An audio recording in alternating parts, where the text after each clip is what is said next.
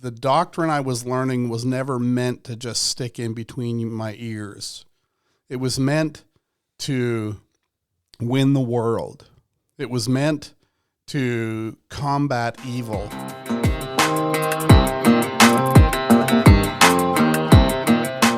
Good morning, good afternoon, or good evening, wherever you are in whatever condition we have found you. If you're listening in the middle of the night, good night. Good night, yes. Yes. Welcome to the Chinook Podcast. My name is Brad Donovan. I'm here with Jamie Souls That'll and be me. Pastor Nathan Zakaveld. Hey there. And we have got Exodus to talk about today. We're going to be talking about the second table of the law. And if you want to hear our stuff on the first table of the law, that's like 2 or 3 episodes ago now. Yep. 4. It's labeled. Well, actually, I think on it's the probably feed. last episode, isn't it? That Is it came out. It would be 2 ago. It'd be 2 ago because there's there's one that'll come in between. Yeah. Okay. Yeah. So check our feed out. It'll be labeled. So we have this habit, whether it's a good habit or a bad habit, remains yet to be seen, Yes. of recommending literature. Yes. Literature. So we please. want you to be reading, and we want you to be reading broadly. If you're reading bad stuff, is it literature? Yeah, It is maybe. litter. That's pretty punny. Yeah, that is pretty funny. All right. Okay. So, maybe just a brief comment before I introduce my book. C.S. Lewis has something where he talks about chronological snobbery. Either only reading stuff in the present or only reading stuff in the past. He argues in an essay that introduces Athanasius on the Incarnation that people should be reading broadly from across like a whole wide range of history. And also you shouldn't just read theology like I do. Like you should actually read history and literature and novels. And I do as well, but sometimes I read a little too much theology. So anyway, I have another book. It's true. I have another book for today called Saint Benedict's Rule for Monasteries. It was written, obviously, by Saint Benedict, and it was written for his monastery as a rule for piety, a rule for holiness. Now, obviously, you're probably going to disagree with some of the stuff in here, but generally speaking, these little booklets, like this is just a 100-page booklet, but this is a pretty tiny square booklet, so you would go through it pretty quick. You can read each chapter for devotionals, maybe before you go to bed or something like that, just as a way of understanding how the church understood piety at a very different time in history. What era was Benedict in? This is kind of problematic. I don't actually know. I think he was like 600s, but I don't know. He was very early. He was very early, and I think he was in Britain. Anyway, he writes a rule for the monasteries, and I just wanted to read like a little bit of the prologue just to give you an idea of the tone. Listen, my son, to your master's precepts, and incline the ear of your heart. Receive willingly and carry out effectively your loving father's advice, that by the labor of obedience you may return to him from whom you had departed by the sloth of disobedience. To you, therefore, my words are now addressed, whoever you may be, who are renouncing your own will to do battle under the Lord Jesus Christ, the true King, and are taking up the strong, bright weapons of obedience. So as you can see, there's a strong sense of the need for obedience within Christian piety, something that is foreign to the modern evangelical mind that focuses on justification and salvation. Which is fascinating because that was probably the problem in those days. Yeah. And that Benedict said, boy, we got to get people out of this and get them into where we can educate them. Develop a strong sense of piety. Yep. And He's actually Italian, by the way, not oh, English. okay. Oh, yeah, of course. Okay, this is really bad. But No, anyway, that's fine. I would say that my modern analogous system to the old monasteries of the Roman Catholic Church is I kind of envision every Christian home, every Christian family as being a type of monastery where you've got spiritual routines, spiritual disciplines, you've got the formulation of obedience, you've got the teaching and the training and the developing of the mind. And you kind of see it in the modern day as well, that a lot of inventions in the last couple hundred years have happened among the children of Christian homes. Mm-hmm. And they're just kind of playing around in the backyard, and they figure out something new and cool. I think I don't know if the Wright brothers were Christians, but from my understanding, some of the first ideas for the plane was kind of concocted in a backyard setting.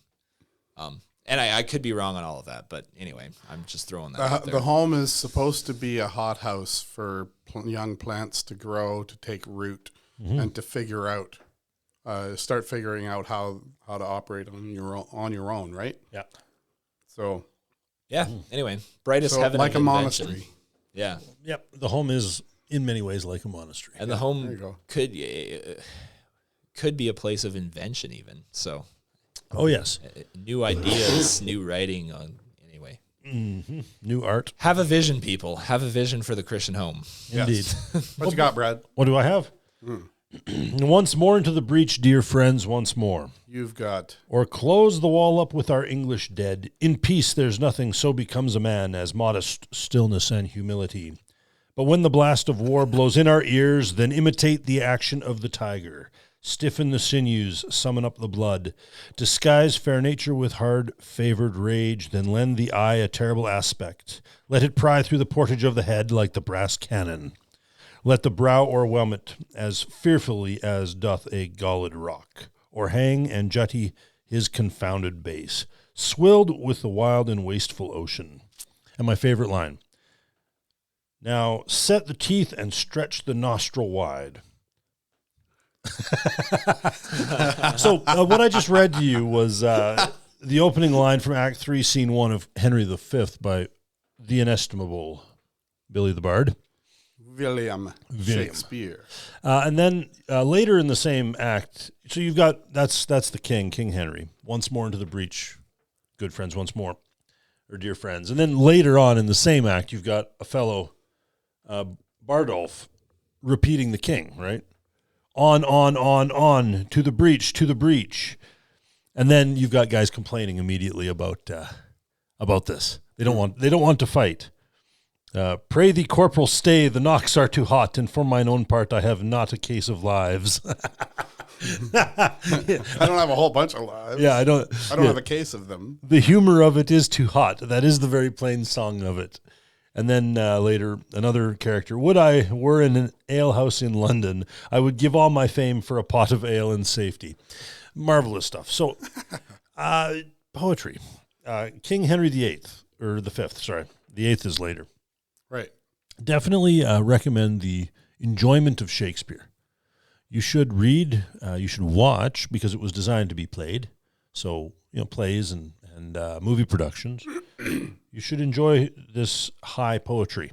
This is, again, Shakespeare is early modern English, so it should be understandable to you. If you can't understand it, then let's go back to that education we were talking about. Yeah.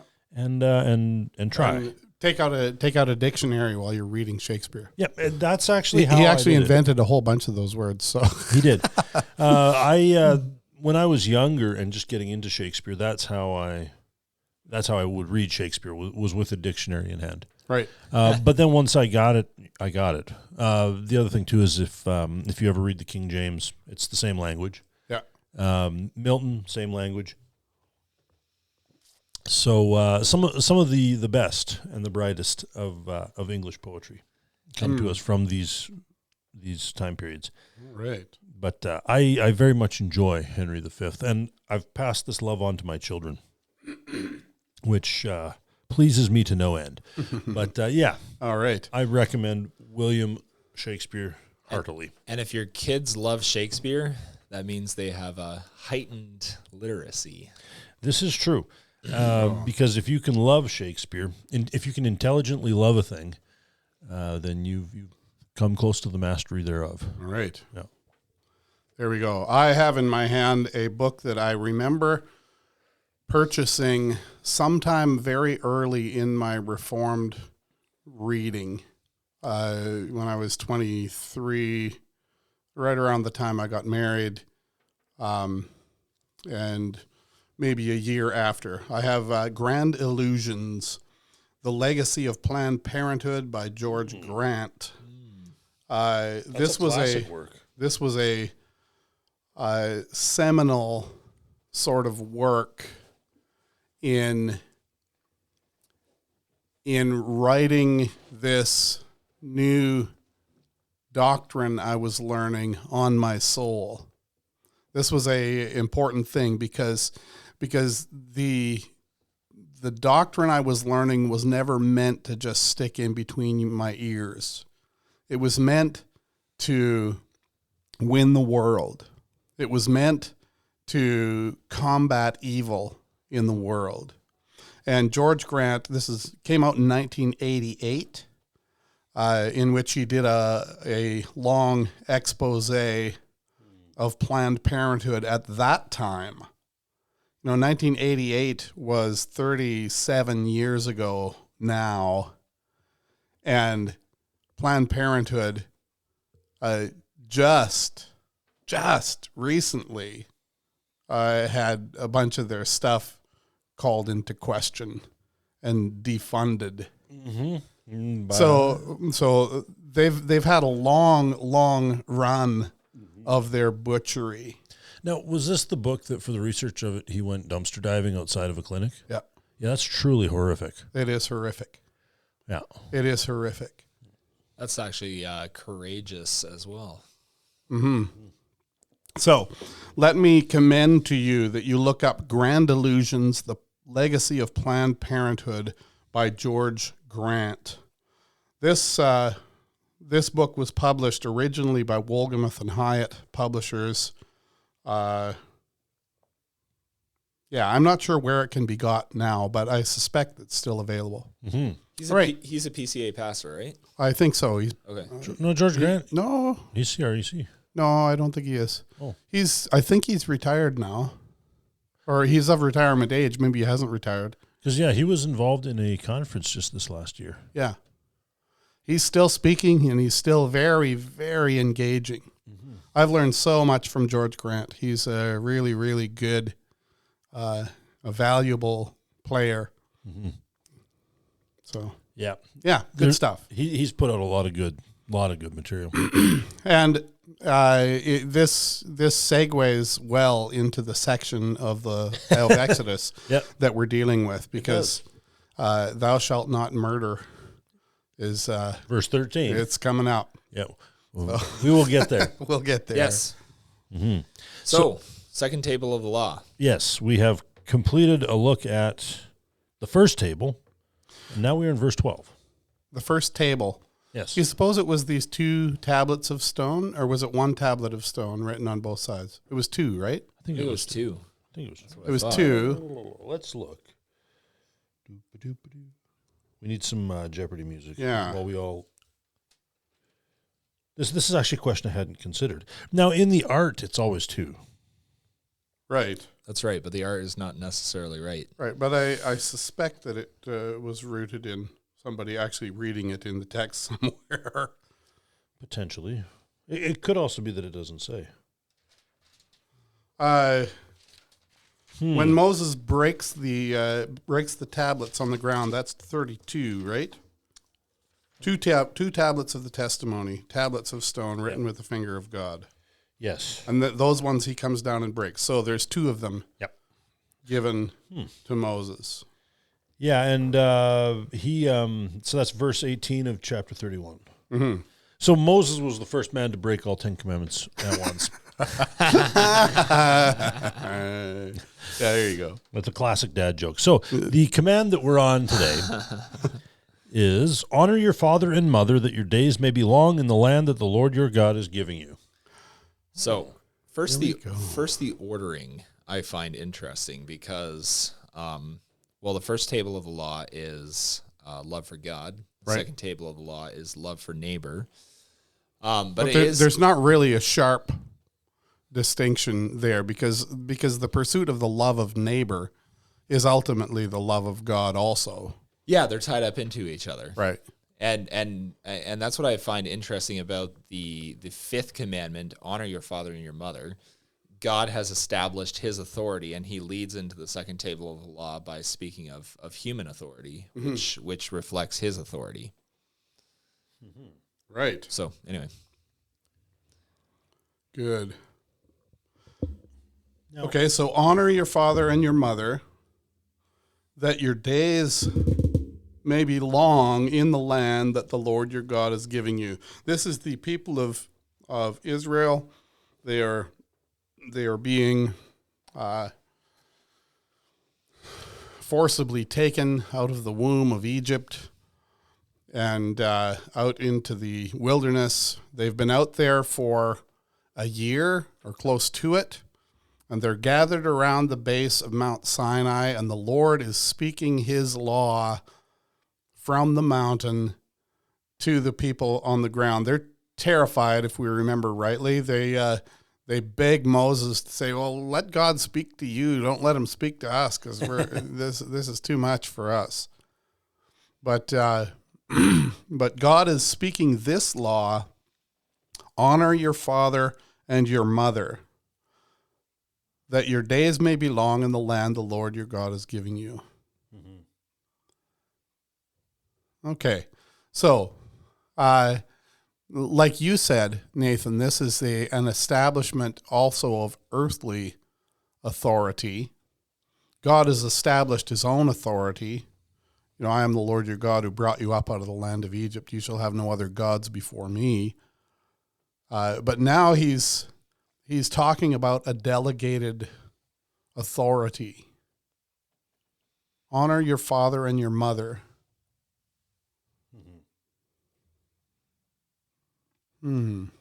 So when we're talking about honoring parents, because that's the first principle. Yeah. Honoring parents. What do we mean? What is it? And I think the question can be asked of a child. What does it mean for a child to honor father? Well, what about a grown child? Okay, if I'm a 6-year-old child, what does that look like? and I'm confronted with this law: honor your father and your mother. How does a 6-year-old child honor his father and mother? Well, obedience. Obedience. Yeah, and cheerful obedience. Yeah. Yeah.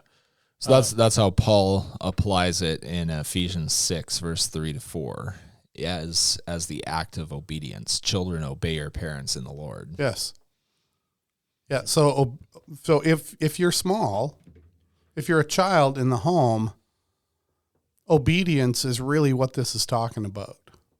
That's how you honor your father and mother, by doing what they say. Yeah. And as you said, Brad, cheerfully, there's at least three things that rise in how your obedience is supposed to be done, and they rise in the history of Israel, where you know, what does God want of you in your obedience? Well, if you're grumbling, that's a problem. Grumbling obedience is disobedience. We learn that later. Yes. And right? It's the duty of a Christian parent to teach their child this.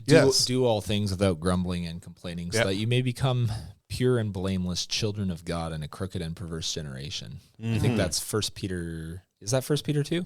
I think it is. That sounds like something Peter would say. Okay. So grumbling obedience is disobedience. Yes. Okay, what's another one?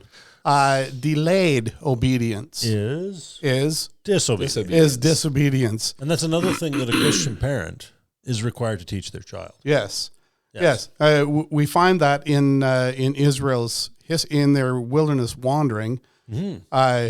After the spies were sent in, they come back with these great big grapes and these tales of giants in the land, and everybody, like Eastern Canada, they all set their hair on fire and say, "Oh, we can't get in there." And then God's like, "Well, okay, then 40 years of wilderness for you." God says, "Yeah, 40 years of wilderness for you," and they say, "Oh, okay. Well, we'll go in."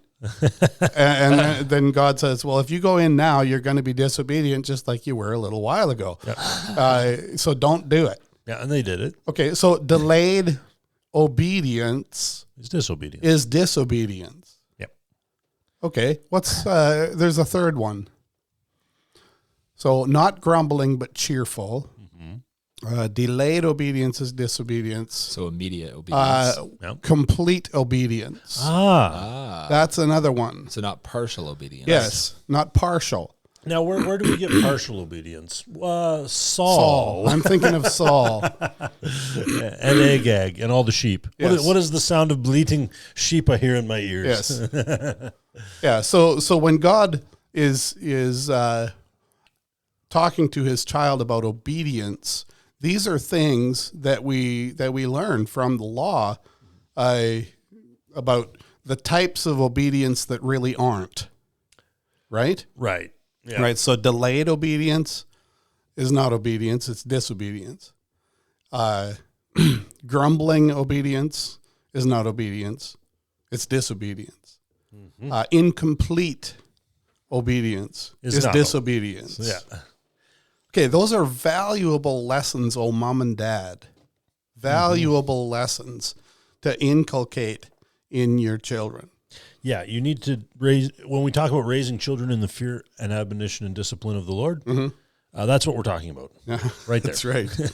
Yeah. So, and this is where one of the things I enjoy most about being a father with children is saying, "What did your mom just tell you to do? Clean your room. What are you doing right now? Oh, complaining to me. What are you about to do right now? Oh yeah, clean your room." I love enforcing the will of mommy. It is so much fun. So I'm thinking about the relationship between obedience and honor. I think honor is a much broader category. Yes, and obedience can be, and I'm careful about how I say it, but obedience can be conducted without honoring. So the form of obedience can happen. Yep. So what God is really aiming at here is that deep sense of respect for parental authority. Yes. Yes, and that comes if you're a child growing up with parents and parents are saying, do this, don't do this, which they need to, parents need to do that. And child needs to learn to obey parents cheerfully and quickly and fully. They need to learn these kind of things, but child does grow up. And the relationship changes as I don't treat my 6-year-old like I treat my 16-year-old. Or like your 30-year-old. Or like my 30-year-old. There's a whole different aspect that grows. I am still required by God to honor my father and my mother. Yeah. So sometimes honor is not coterminous with obedience. Sometimes it's not. And that's a very interesting and difficult question. And here again comes the matter of God's authority standing above all the parents' authority being delegated. So sometimes you might have a child whose parents say you're not allowed to go to church. That puts him in that actually does put him in a legitimately hard position. Yeah, it does. Now, when you get the father saying, "Thou shalt not obey God," the best way to honor that father is actually to obey God. Yes. And this is not easy, like psychologically easy. This is not, this is not a pleasant thing. But because God has wired us to want to respect our parents. Yeah, in some sense of the word. And even to honor him above everybody else. Yeah, that's right. Yeah. And the thing is, like, if you grew up in, for example, a legitimately good Christian home, and you come to the conviction that you should be communing your children, and then your parents are like, "Well, how dare you? We raised you, a good Reformed kid. They get baptized. They don't get to feed. They can join the family, but they can't eat until they're old enough to be properly thankful. They have to prove themselves. Yeah, before they can eat. So then you say, well, this isn't right. There is a way in which you can honor your parents and not be extending complete, yes, obedience. Right, because honoring my parents in that situation is to say thank you Mom and Dad, for the foundation that you gave me that taught me that the Lord was the authority over everything. Yep. Thank you very much for that. And now I'm going to obey God. And now I'm going to obey God. And I'm not going to treat you bad. I'm not going to, I'm not going to be dishonorable towards my parent. Right.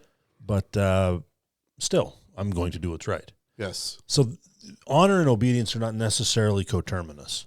And this is something that I think is an important principle, just to remember that it normally is, but we're also talking about sinners. Yeah. And so it isn't always. We sometimes have extreme examples. If your parent orders you to commit a sin, you should disobey. Well, but what if the more likely case is that, especially when you're an adult, is that your parent will be attempting to prevent you from doing that which is right. Right. Like, for example, communing your children. Right. Stuff like that. Just trying to prevent something that's right, as opposed to actively ordering something that is evil. And yeah.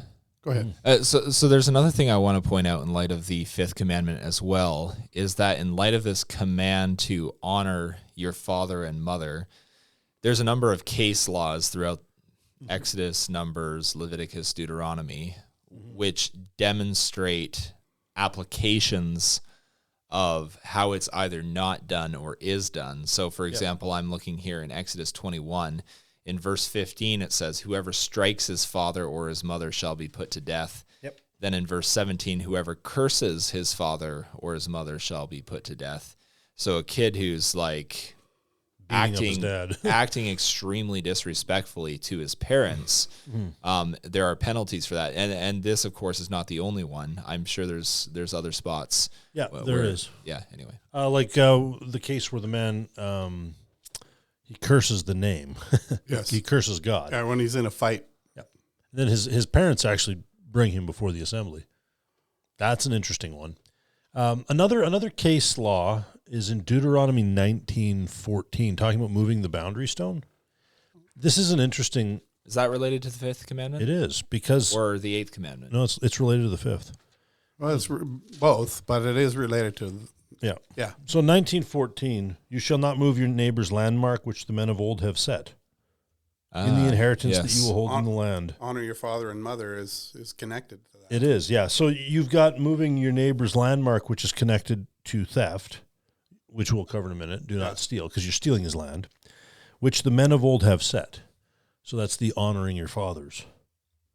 So and this, by application, like good fences make good neighbors, but there are certain things, certain cultural norms that are there for good reason, right? Mm-hmm. So don't overthrow those, which, the men of old have set. Like good table manners, or, how to address an older man in public, how to behave, basic etiquette. So that's a good example of a boundary set by, the men of old. Mm-hmm.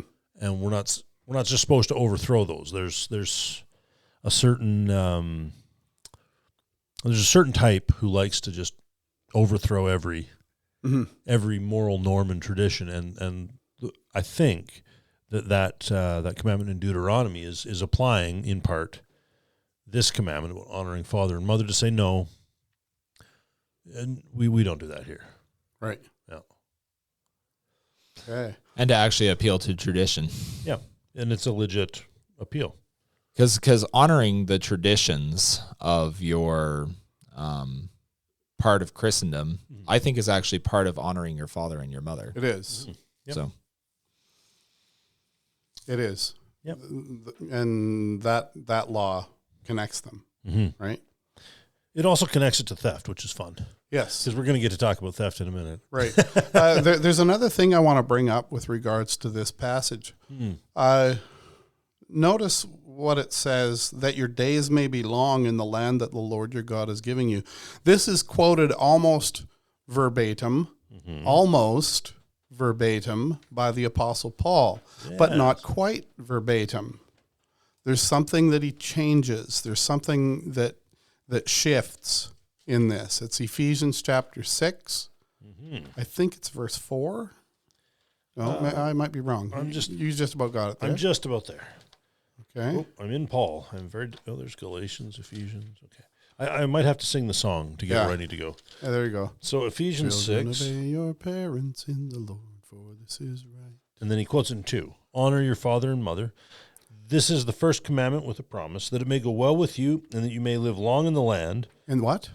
And that you may live long in the land. That's what yours says. I think mine says in the earth. Oh, okay. No, mine has land. Okay. It's the first commandment with a promise. Yep. And then fathers, do not provoke your children to anger. Okay. But bring them up in the I discipline. was And that's actually obedience to the fifth commandment as well, Yes. is not provoking your children to anger. Yeah.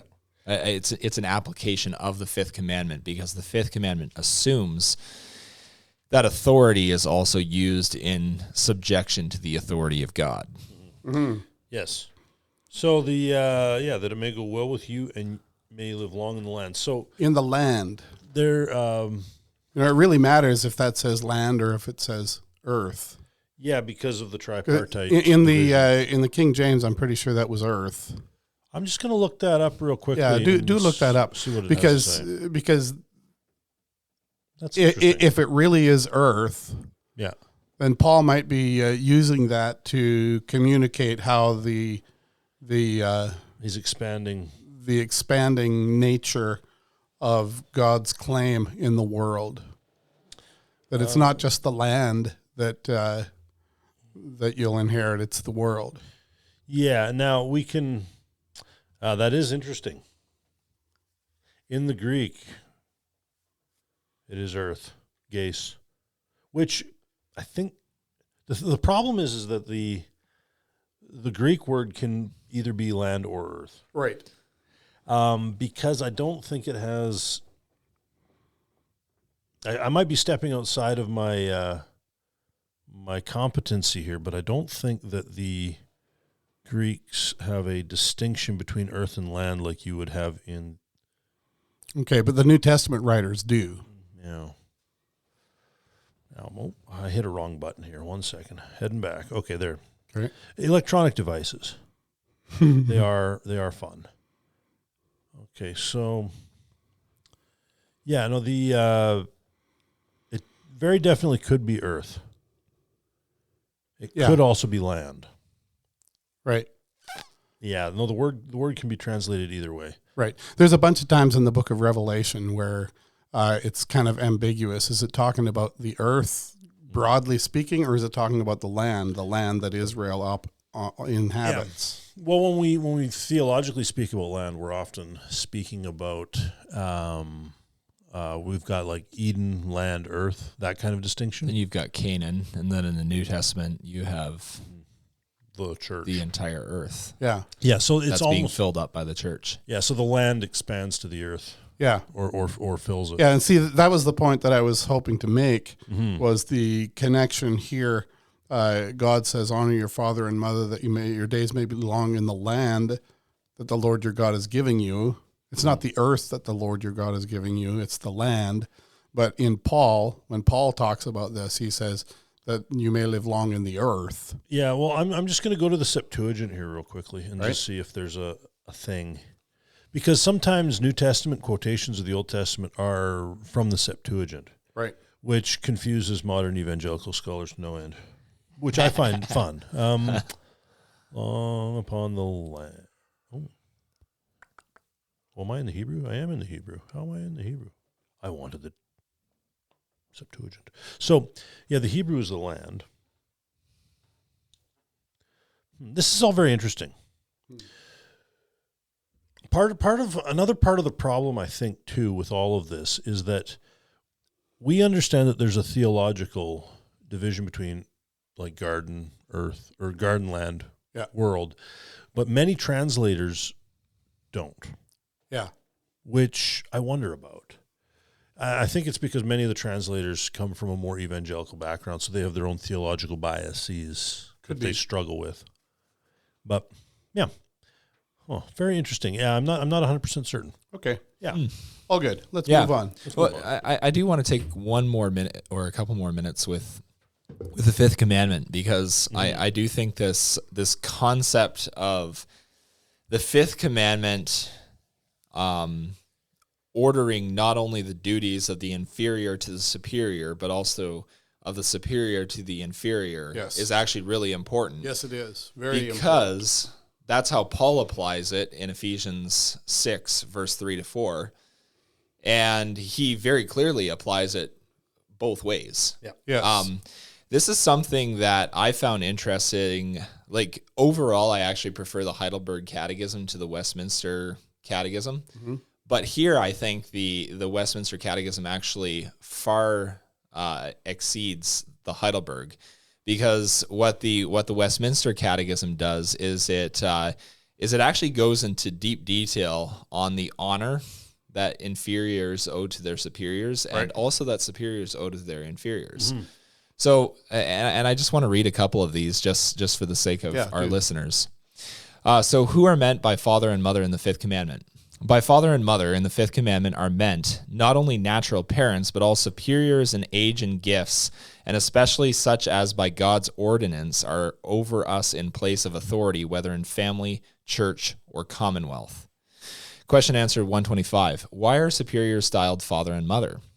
Superiors are styled father and mother both to teach them in all their duties towards their inferiors, like natural parents, to express love and tenderness to them according to their several relations, and to work inferiors to a greater willingness and cheerfulness in performing their duties to their superiors as to their parents.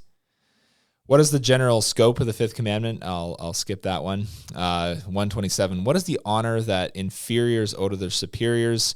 The honor which inferiors owe to their superiors is all due reverence in heart, word, and behavior, prayer and thanksgiving for them, imitation of their virtues and graces, willing obedience to their lawful commands and counsels, due submission to their corrections, fidelity to defense and maintenance of their persons and authority, according to their several ranks and the nature of their places, bearing with their infirmities and covering them in love, that so they may be an honor to them and to their government. And then 128, what are the sins of inferiors against their superiors?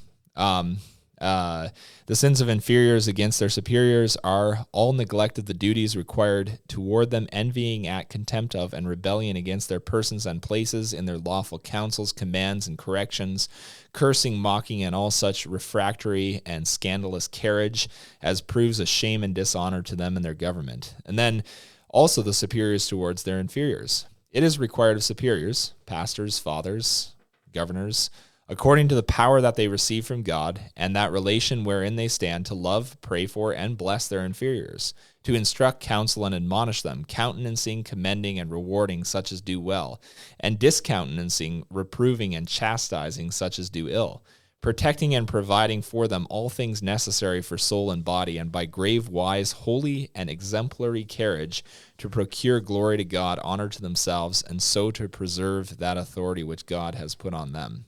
So, man. So be careful how you speak about Mark Carney. Well, no, Mark Carney is required. Well, here he's required to pray for me. Yeah. Yeah. Yeah. He is. Yeah. I really wish he was Westminsterian. Someone ought to confront him with that. Have you been praying for me? Have you been praying for me? Yeah, I know. And rewarding those who do well and chastising those who don't do well.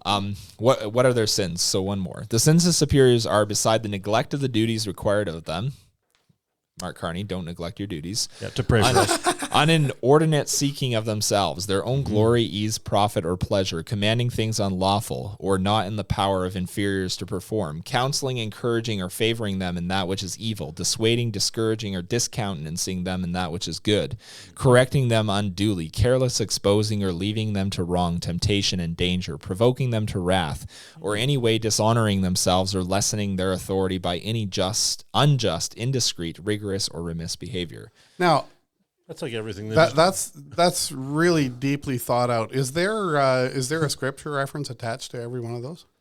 So there's no. I bet there is. There's no scripture references attached on the PDF that I'm reading. Okay, but I could easily attach Ephesians 6 verse 3 to 4. I could easily attach Colossians, the last verses of Colossians 3. See, it's often the case that when there's some episode that happened in Israel's history, you can footnote that as, see, here's an example of this, which I think they probably did. They probably did, and it just doesn't show up there. Yeah. The Westminster Divines were very careful about footnoting. They were careful guys. Yeah. So I once preached on Ephesians 6, verse 3 to 4, talking about the duties of sons to their fathers and the duties of fathers to their sons. And I had somebody approach me and tell me, you just need to tell people that they need to obey the government. And I was like, well, I can't preach that way. I'm sorry. Yeah. Yes, sir statist. Yeah. Yeah, that's funny. Some people's children. So, yeah, according to the Westminster Divines, Mark Carney is required by God to pray for me. Yeah. And he's also... I covet his prayers. That's funny. Yeah, it is, because you know he's not. Yeah, you know he's not. Yeah. He doesn't pray for anything. Yeah. You know what? Yeah. I covet your prayers, Mr. Carney. I covet them. Yes. But no, there's a lot of good in there. Yeah. There's a lot of good in there. Yeah, I know it took a little extra time, but I think it's important. It's well worth it. Yeah. No, the Westminster fellows were quite careful. They were almost too careful sometimes. Yeah. But they also lived in extraordinary times. Yes. Yeah. And did extraordinary things. So anyway, now there's something that we haven't yet spoken too much about with this commandment. Live long in the land that the Lord your God is giving you. So the Lord blesses with long life those who obey this command. And Paul, he drags this forward into Ephesians 6. Mm-hmm. It's the first commandment with a promise. That you'll live long. Yes. Very interesting. So there's something about this that God blesses with long life. He blesses honor with long life. Huh. Yes. In good times, that's good. In bad times, I'm not sure that is a blessing. Well, there is still a blessing. I'm thinking about like Josiah. Yeah. Well, yeah, but even if you live a long life through many, many trials, right? It's still an evidence that the Lord has blessed you. Yeah. Because, the righteous, we read in Proverbs about the righteous coming through many trials. Mm-hmm. Many are the trials of the righteous, but the Lord preserves him from all of them. And that's not to say that you were necessarily unrighteous if you die young, because the Lord in his good sovereignty sometimes takes young people home as well. Yeah, he does. So, which, but the general idea is that if you honor your father and mother, the Lord blesses you. Yeah. So for all of our friends who desire to be blessed by the Lord, which you should desire, this is a good desire. Yeah, I remember. Honor your parents. I remember thinking about that as a kid. I was like, okay, so if I honor my parents, God is actually telling me I'll live long. Okay. Huh. Perfect. This isn't that complicated.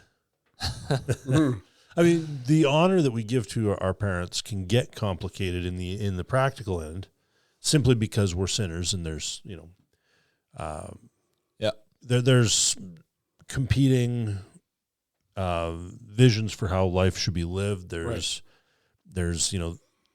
the sins which so easily entangle. So our understanding or our sight might be diminished or incomplete. We might have incomplete knowledge. We might have imperfect willingness. But the Lord honors honor for honor. That's an important principle to keep in mind. Mm-hmm. If you will honor me, I will honor you. Yeah, he says in his prophet Micah, I think. Yeah. So now that we've talked about verse 12, should we move on to verse 13? Let's go there. Oh, okay. Why not? All 4 words. Yes. Now this is a big verse. This is a big little verse. Yes, it is. You shall not murder. You shall not. Okay, and moving on. Does that mean that I was breaking the 6th commandment when I didn't wear a mask to Costco or? No, it does not mean that. No. Oh, okay, all right. But it does. I wasn't sure. It does mean that when some other fellow took his girlfriend down to the abortion mill to get their baby It killed. does talk about that. Yeah. That they were committing that act. Yes. There are ways in which these 10 Commandments are worked out in the case law. Yeah. In Exodus, Leviticus, Numbers, and Deuteronomy later. Actually, in a lot of places. Yeah, so you can see where, how God is treating this. But there is that one case law where two men are fighting and a pregnant woman is struck. Yeah. And the child dies. Right. And the guy is liable for murder. Yeah. Who struck her. So let's say the Canadian Army hires me to. I think you might have just started another topic, but we can get back to it. Oh, wherever. Okay. Yeah. Anyway, Carry on with your hypothetical. So let's say I'm living in the 1940s, and the Canadian Army calls on me to go and fight the Nazis in the Netherlands. Is that murdering? Nope. Okay. No. We have just war in the scriptures. Yes. And so killing, and there's a distinction between killing and murder. Yes, there is. Yes. And you see in the hewing of Agag into pieces before the Lord, for example, yeah, where Samuel is doing the righteous thing, and Saul, by sparing him, was doing the unrighteous thing. So a lawful death penalty is not necessarily murder either. No, it isn't. Well, it isn't. It isn't. If it's lawful, then it's not murder. Saul was here's a monkey wrench to throw into the pro-life world. Yeah. Saul was honoring life. Yeah. Wow. In that situation. The Lord is very clear that he wasn't honoring him. Yes. Right. Yeah. That he wasn't honoring God. Yep. He wasn't honoring God. He was keeping that fellow alive, that the Lord wanted that man dead. Yep. Yeah, this isn't necessarily... The thing about the pro-life thing is that it's not an absolutism. Yes. We have to understand this. Yeah, we have to. We really, really argue if we're being faithful, if we're being right and sensible, we need to argue for the sanctity of God's law. Yep. Yes. And before we say sanctity of life, Yep. Life is not the base principle. Yep. The word of the Lord is the base principle. Yeah. And this is seen in the fact that he spoke and created. Yeah. And you see it. I think you were starting to talk about that case law. I forget exactly where it is. Mm-hmm. But God goes so far to protect the life of that little baby in the womb, which, as David says in Psalm 139, is fearfully and wonderfully made. Mm-hmm. You knit me together in my mother's womb. Yeah. So, but God goes so far in the Old Testament case law that even if a man and a woman are fighting and he strikes her and the baby dies as a result, there's a miscarriage, he's liable. Yes. He's liable. He's liable for the harm he's caused. Yes, and please notice that that's the passage, I think, where it goes into eye for eye, tooth for tooth, hand for hand, blow for blow, stripe for stripe, wound for wound. It goes into this long list of things. You know, I watched I watched a video the other day of a young man talking about how his mother had gone to the abortion doctor when he was 3 months along, and they did an abortion, and he survived it. Right. But he came out lacking an arm. He doesn't have an arm. Oh. Okay. Did they cut off his dad's arm? Well, or his doctor's arm. Yeah. All of the arms. Or who was responsible for this really needed to have their arm removed. Yep. Yeah. Yeah, or like there's that lady Wound for wound. that lady who I think they tried to kill her with some sort of saline salt, and it damaged all her nerves. Yeah. Yeah. I'm trying to remember her Yeah, name, I but can anyway. remember her face. Yep. Well, that Vince? something like that. Some wit once said that if eye for eye was good law, then we'd all be wandering around toothless and eyeless. Yeah. Which there's a sense in which that wit understood depravity, but this is actual justice, Yes. because the heart of man, if I am wronged, is not to get equal retribution, but to get excessive retribution. Yes. That's So exactly if you right. poke out my eye, I'm going to poke out both of your eyes, rip off your nose, Right. and walk home with one of your legs. I mean, like Yes. The principle of eye for an eye that restrains that. it restrains it. Yeah. Yes. It puts the brakes on feuds. Yes. It puts the brakes on multi-generational hatred of others. Yeah, because you can say that someone committed this crime and this was the punishment. Yes. And when the government is given the sword to be a terror against evil, and the government is able to impose the death penalty on those who have murdered, it puts a fear of committing murder into people. It does. It's going to be a lot more scary to kill someone if you know that the government could impose the death penalty on you. Yeah, and if they're willing to. Yes. A righteous government wielding the law of the Lord righteously is a terror to evildoers.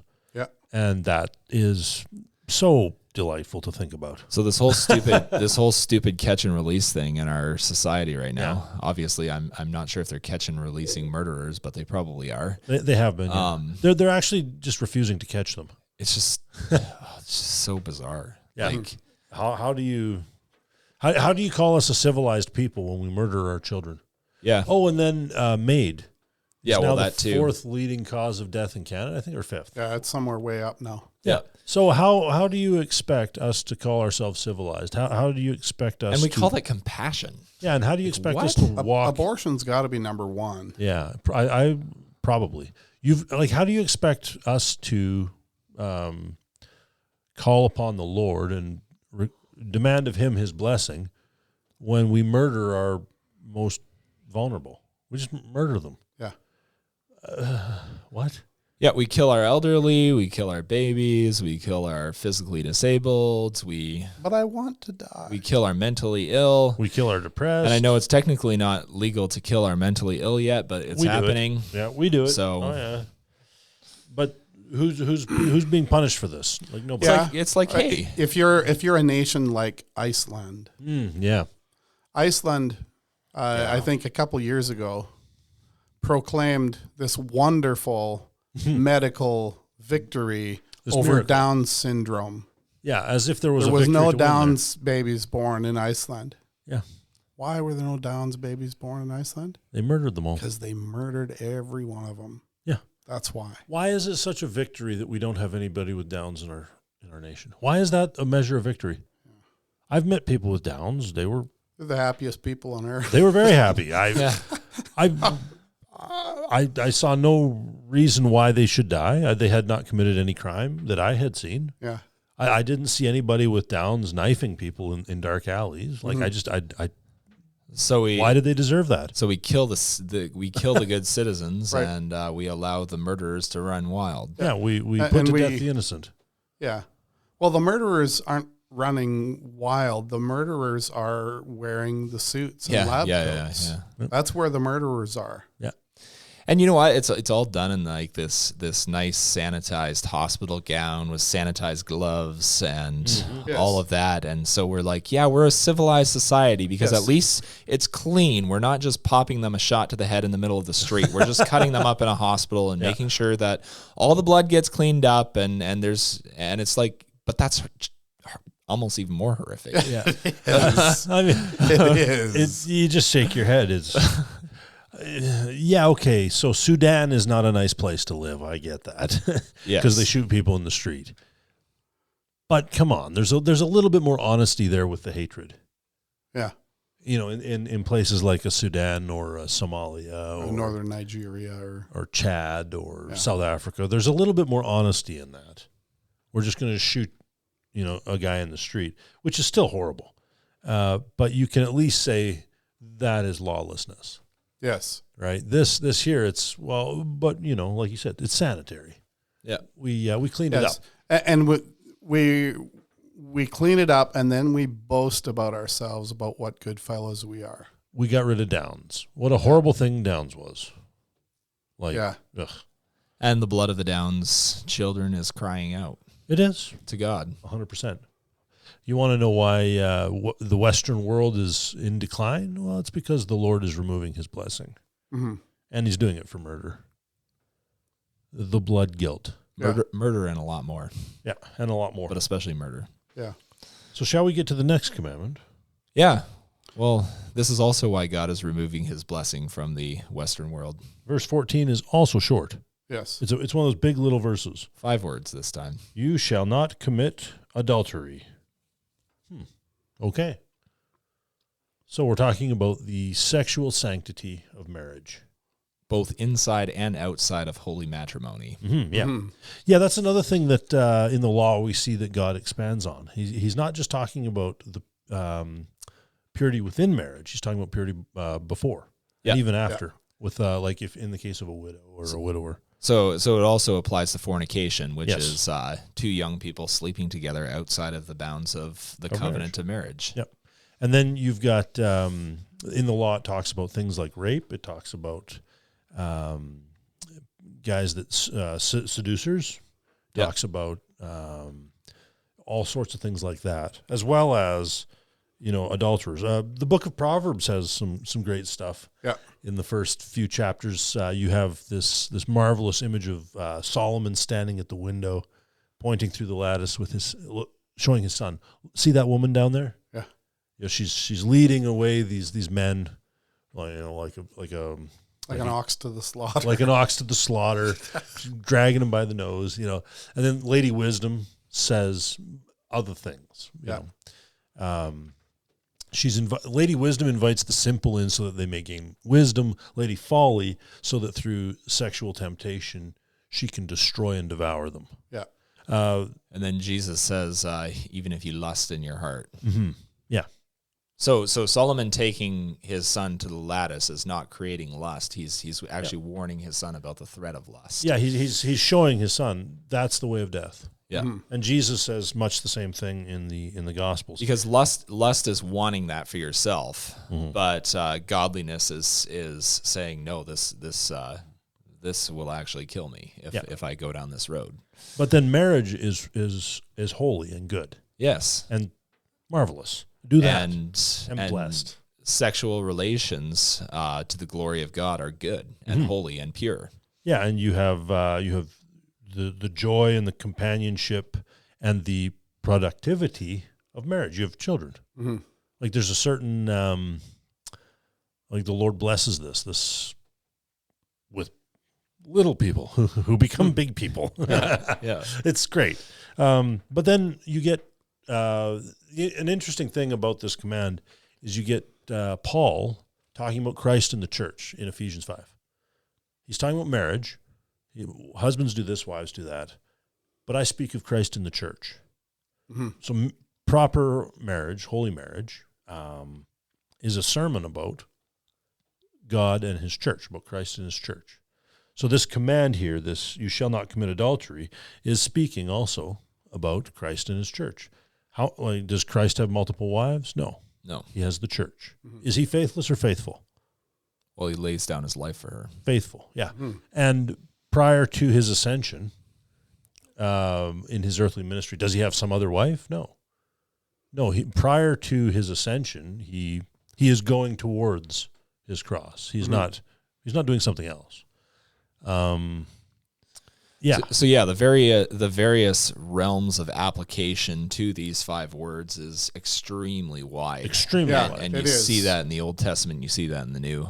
Yeah. It is. God's pursuit of Gentiles to become a part of his church could have been interpreted as adultery if you get the wrong mindset about who you are, O Israel. Yeah. Right? Of course, God doesn't commit adultery. No. Israel does. Israel does. Yeah. He writes them a certificate of divorce. Yes. And then takes them back. Yeah. The you shall not commit adultery in the culture that we live in the what's shown on TV, what's that kind of thing. That used to be covered over. There used to be a veil over that kind of thing. There's no veil any longer. Veil's been taken away because because people really, really don't want this commandment there. Yeah, we've got like the no-fault divorce. We've got the pornography industry. We've got we've got Tinder, the license, I want to do what I want to do. I am Lord of myself. I am master of my body. I can do what I want with my body. Yep. It's a weirdly Gnostic thing too. It is. Because what I do with my body is, it means nothing. Right. I'm just having a good time. Yes. So here's my Tinder account or whatever. Right. There are multiple of these type of things. I'm just going to go on there and I'm going to find random sexual experiences with random people. Right. Because. Just because. Fun. Yeah, I'm having fun. Yeah. And a lot of the time it's probably not even fun. It's just that I get to be the master of my own soul. That's the deal. Yeah. And body. Yeah. I reject the Lord Jesus Christ. I reject God. Mm-hmm. I am He. I'm doing God-like things. Yep. I'm in charge. God is not. Yeah. And the result of it all is sexual death, because you look at homosexual or lesbian relationships, they're fruitless relationships. They're bound to go nowhere. And God intends sexual relations to fill the earth. Yeah. You see birth control, it's basically sterilizing women. Yep. The end is death. Yep. Our society is dying. Mm-hmm. We're not actually, like Canada is not growing from the people who are living within it, because we're killing off our children. Yeah. We're our sterilizing ourselves. Low. It's way below replacement in Canada. Yeah, and the thing is, this commandment against adultery also ties into the previous one about murder, with the murdering of the unborn. Yeah. Yeah. Well, where are all these unborn babies being conceived? Yeah. To quote William Shakespeare, in a rank and seamed bed. That's where. That's from Hamlet. Go look it up. Marvelous scene. But anyway, it's not in the bed of holy, pious matrimony. No, it's not. No. So figure it out. You want to run around and fornicate, then you'll have to deal with these babies that you've created. So now you're going to murder them. It's like, it's sexual identity and gender confusion is all based in this adulterous society, because a lot of it is based in sexual abuse and stuff like that. Yeah. So we look at this. I've grown up in a home where I was taught this commandment. Oh yeah. I was taught it, and I learned it early. You don't fool around with anybody who isn't yours. Yep. Yes. Don't be sexually experimenting here, there, or anywhere. Yep. I was taught that, and so there's this natural in my life. It seems like it's natural. It's built in abhorrence of that. Yep. It's like I don't want to. That's a good trained instinct. I don't want to see it. Yeah, that's a good trained instinct. I don't want to see it. But yet I need to understand that God does in fact see it, and uses it. Yeah. And he says, like, for instance, in that proverb where it says that the mouth of an immoral woman is a deep pit, and he whom the Lord hates will fall there. Yeah, the Lord is turning that man over to that. Yes.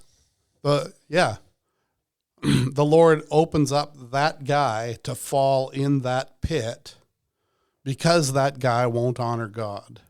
Yeah. So if you're in that pit or finding yourself upon the edge of that pit, right, you probably should be asking yourself, does the Lord actually hate me and plan my destruction here? Yes. You should be asking that. That was a great fence for me when I was a teenager. Yeah. Was the idea that, also, be sure your sins will find you out. That was another verse that was drilled into me. Because they do. Yeah, they do. It's true. The Lord does. I was sure that if I committed adultery with the girl down the road or whoever it is, that I'm not if she had a child, which she would, which you would certainly, because That's the way of things. The way it works. This is the way it and that works. kid's going to be in my spitting image, and everyone's going to know. Yes. Right? Oh, yeah. Like how do you run from this one? Yeah. Right. You can't. Yeah. Yeah. No, the whole thing, it's 5 words, like right there, 5 words on that page. And it packs a punch. And it's such a big, small commandment. Yes. Yep. And it's one that God thinks important enough to put as a broad, overarching. This is contrary to my character. Yep. And this law. is where Paul in Ephesians 6, I think he expounds on that a bit. Yeah. Or expands on that a bit by saying it's about Christ and the church. Mm-hmm. We're talking about God when we talk about sex. Yeah. In a sense. Not that our God is sex, but that there's something in the normal, natural, holy human sexual relationship in marriage that is a sermon about God. It was something he made. Yeah, he made it to be that sermon. Yes. That's part of its telos. And in that act of sex, husband and wife are reflecting Christ and his church in the way that they treat each other. Yeah. Yeah, there's something teleological, something about the telos. Which is why pornography is telling a lie about Christ and his church. Yeah, Right. it is. Yeah, because, look at that other woman. Yeah. Well, that in itself, yeah. but then pornography itself is telling so many lies about Christ and his church that people have to unlearn. Yeah. Mm-hmm.